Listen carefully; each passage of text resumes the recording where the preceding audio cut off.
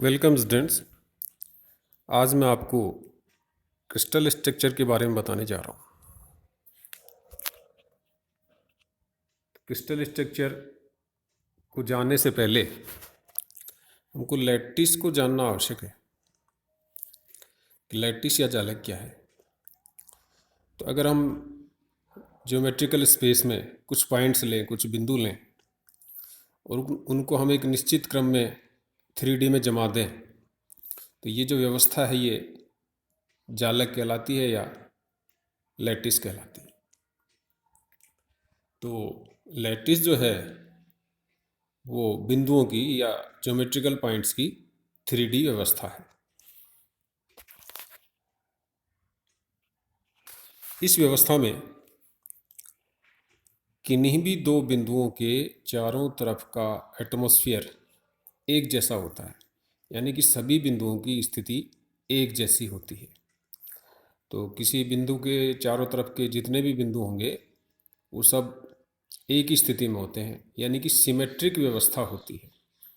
तो चाहे आप एक्स दिशा में, वाई दिशा में, जेड दिशा में किधर भी जाएं किसी भी बिंदु से, तो उससे निश्चित क्रम में निश्चित बिंदु प्राप्त होते हैं, यानी कि सिमेट्रिक बिंदु प्राप्त होते हैं। तो जो जालक है वो बिंदुओं की सिमेट्रिक व्यवस्था है।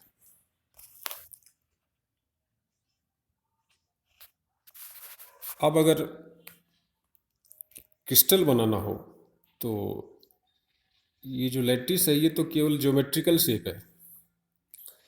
तो अगर इन प्रत्येक बिंदुओं पर एक एक परमाणु या आयन या अणु अटैच कर दिया जाए, यानी कि बिंदुओं की जगह परमाणु हो या अणु हो या आयन हो, तो इन अणु या परमाणु या आयनों को हम बेसिस कहते हैं। तो अब जो लैटिस है, जो बिंदुओं की व्यवस्था थी, अगर उन बिंदुओं के साथ अणु, परमाणु या आयन जोड़ दें तो वही लैटिस अब अणु, परमाणु या आयनों की व्यवस्था हो जाएगी। तो अब इस स्ट्रक्चर को हम क्रिस्टल स्ट्रक्चर कहेंगे। अर्थात लैटिस के जो बिंदु हैं उन बिंदुओं से अगर हम अणु, परमाणु या आयन संबद्ध कर दें, अटैच कर दें, तो वही लैटिस, वही जालक अब क्रिस्टल बन जाता है। मैथमेटिकली अगर मैं कहूँ तो lattice plus basis equal to crystal structure. Lattice plus basis equal to crystal structure. अब लैटिस में या क्रिस्टल में किसी बिंदु की स्थिति या किसी परमाणु की स्थिति, जैसा मैंने बताया कि लैटिस ज्यामितीय अवस्था है बिंदुओं की और क्रिस्टल ज्यामितीय अवस्था है अणु, परमाणु या आयनों की। तो किसी बिंदु की स्थिति या उसकी संगत परमाणु की स्थिति हम 3D में बताते हैं। मूल बिंदु के सापेक्ष उसकी स्थिति जो होगी वो होगी n1 a vector plus n2 b vector plus n3 c vector, जहाँ पर a, b, c ये क्रिस्टल के तीनों अक्षों के अनुदिश इकाई तीनों अक्षों के अनुदिश सदिश हैं, और ये सदिश की जो लंबाई है वो लंबाई उस अक्ष के अनुदिश दो अणु या दो परमाणु या दो आयनों के बीच की दूरी के बराबर होती। तो x दिशा में अगर ये दूरी a हो, y दिशा में b हो, z दिशा में c हो, तो अगर किसी परमाणु की स्थिति पे हमको जाना है तो x दिशा में हमको n1 इंटू ए पूर्णांकी रूप से चलना होगा। तो n1 into A plus n2 into B plus n3 into C, या n1 n2 n3 पूर्णांकी संख्याएं हैं। और किसी परमाणु या किसी बिंदु का जो स्थिति सदिश है वो क्रिस्टल स्ट्रक्चर में स्थानांतरण सदिश कहलाता है या स्थानांतरीय सदिश कहलाता है, ट्रांसलेशनल वेक्टर कहलाता है। इसको कैपिटल T वेक्टर से लिखते हैं।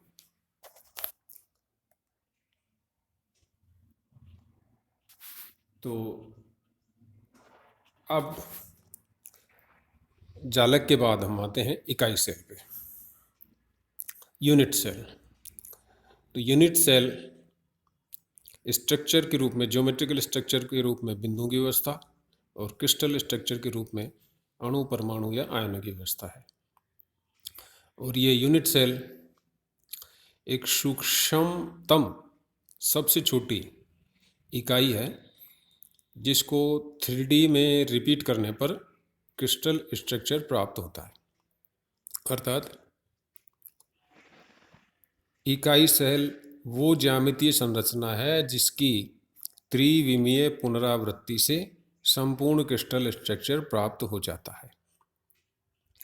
तो क्रिस्टल की जो स्ट्रक्चर है उसको जानने के लिए उस क्रिस्टल की इकाई सेल या यूनिट सेल इम्पोर्टेंट होती है। इस यूनिट सेल की जो शेप है घनाकार भी हो सकती है, षटभुजाकार भी हो सकती है, त्रिकोणीय, चतुष्कोणीय, कई प्रकार की इसकी शेप हो सकती है। तो जिस प्रकार के क्रिस्टल होंगे उसी प्रकार अलग अलग उनकी इकाई सेल्स होंगी। अब इन इकाई सेल को ही ध्यान में रखते हुए क्रिस्टल स्ट्रक्चर को या क्रिस्टल्स को कई समूह में बांटा गया है। 7 समूह में बांटा गया है। इन समूहों की संख्या 7 है और ये क्रिस्टल समुदाय कहलाते हैं। तो क्रिस्टलों को 7 समुदायों में बांटा जाता है और इन 7 समूह में 14 प्रकार की संरचनाएं होती हैं। 14 प्रकार की संरचनाएं, क्रिस्टल संरचनाएं संभव हैं जिनको हम ब्रेवाइस लैटिस कहते हैं या ब्रेवाइस संरचना कहते हैं। तो क्रिस्टलों के 7 तो समुदाय होते हैं और उनमें 14 प्रकार की ब्रेवाइस संरचनाएं होती हैं। अब मैं आपको इन 7 समुदाय के बारे में बता रहा हूँ। ये जो 7 समुदाय हैं, ये 7 समुदाय हैं घनाकार, क्यूबिक, चतुष्कोणीय, टेट्रागोनल, समचतुर्भुजी, ऑर्थोरोम्बिक, षटकोणीय, हेक्सागोनल, एकनताक्ष, मोनोक्लिनिक और त्रिनताक्ष, ट्राइक्लिनिक। अब ये जो समुदाय हैं, ये समुदाय इकाई सेल के आधार पर बनते हैं और इकाई सेल जो है उसकी जो भिन्नता है वो उसके सदिशों और कोण के बीच में होती है। तो 3D में इसके 3 सदिश जो होंगे इकाई सेल के, वो x दिशा में a वेक्टर, y दिशा में b वेक्टर और z दिशा में c वेक्टर होगा। या हम ये कहें कि x दिशा में 2 निकटतम परमाणुओं के बीच की दूरी a होगी, y दिशा में b होगी और z दिशा में c होगी। a सदिश और b सदिश के बीच का जो कोण है उसको हम गामा लेते हैं। b और c के बीच का जो कोण है उसको अल्फा लेते हैं और c और a के बीच का जो कोण है उसको बीटा लेते हैं। तो इस तरह इकाई सेल में ये 6 पैरामीटर्स हो गए, a, b, c दूरी के और अल्फा, बीटा, गामा कोण के। तो जब इकाई सेल बदलेंगी तो a, b और c भी अलग अलग होंगी और अल्फा, बीटा, गामा भी अलग अलग होंगे। तो जो सबसे पहली संरचना है वो है घनीय संरचना। तो इस घनीय संरचना में तीनों भुजाएं बराबर होती हैं, a = b = c, और तीनों कोण भी बराबर होते हैं, अल्फा = बीटा = गामा, और ये तीनों कोण 90 डिग्री के होते हैं। कॉपर और सोडियम क्लोराइड्स काफ़ी परिचित क्रिस्टल है ये सोडियम क्लोराइड और कॉपर, ये घनीय क्रिस्टल संरचना के उदाहरण हैं। इसमें 3 प्रकार की ब्रेवाइस संरचनाएं पाई जाती हैं। SC simple cubic, BCC body centred cubic और FCC face centred cubic. SC simple cubic सरल घनीय, दूसरा BCC केंद्रीय घनीय संरचना और फलक केंद्रित संरचना। दूसरी है चतुष्कोणीय टेट्रागोनल। इसमें A = B, दो भुजाएं तो बराबर होती हैं लेकिन C अलग होती है, लेकिन तीनों जो कोण हैं वो बराबर होते हैं और तीनों 90 डिग्री के कोण होते हैं। टिन ऑक्साइड और सिलिकॉन ऑक्साइड इसके एग्जाम्पल हैं, और इसमें दो प्रकार की ही ब्रेवाइज संरचनाएं पाई जाती हैं, सिंपल क्यूबिक और बॉडी सेंटर्ड क्यूबिक।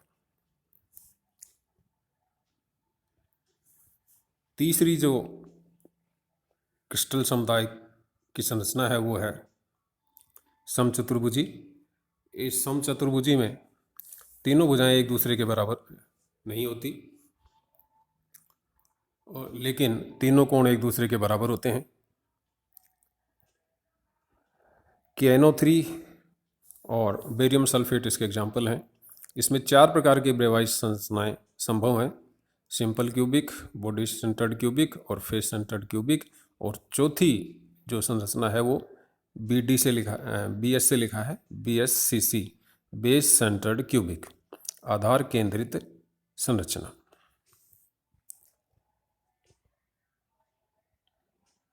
उसके बाद है त्रिकोणीय ट्रायगोनल। तो इसमें A = B = C, तीनों भुजाएं बराबर होती हैं, तीनों कोण भी बराबर होते हैं लेकिन वो 90 डिग्री के नहीं होते। आर्सेनिक और एंटिमनी इसके एग्जाम्पल हैं, और इसमें केवल एक ही संरचना सिंपल क्यूबिक ही संभव है। एक नताक्ष में दो भुजाएं A = B होती हैं लेकिन C इसके इक्वल नहीं होती। अल्फा और बीटा या अल्फा और गामा इसमें बराबर होते हैं, 90 डिग्री के होते हैं, लेकिन बीटा जो कोण है वो अलग होता है। जिंक और मैग्नीज इसके एग्जाम्पल हैं। इसके बाद है त्रिनताक्ष। तो त्रिनताक्ष संरचना में तीनों भुजाएं बराबर नहीं होती और तीनों कोण भी एक दूसरे के बराबर नहीं होते। तो तीनों भुजाएं भी बराबर नहीं हैं, तीनों कोण भी एक दूसरे के बराबर नहीं होते। इसमें जो एग्जाम्पल है वो पोटेशियम डाइक्रोमेट K2Cr2O7 और कॉपर सल्फेट CuSO4 या N2,5S2O भी लिख सकते हैं आप। और इसमें भी एक ही प्रकार की संरचना सिंपल क्यूबिक होती। तो ये क्रिस्टलों के 7 समुदाय हैं और इसमें ये 14 प्रकार की संरचनाएं पाई जाती हैं।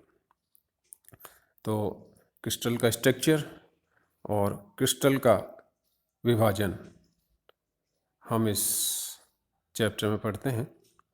तो इन के बारे में मैंने बताया आपको। आशा है चीज़ें क्लियर हुई होंगी। आज के इस लेक्चर में इतना ही, शेष अगले लेक्चर में।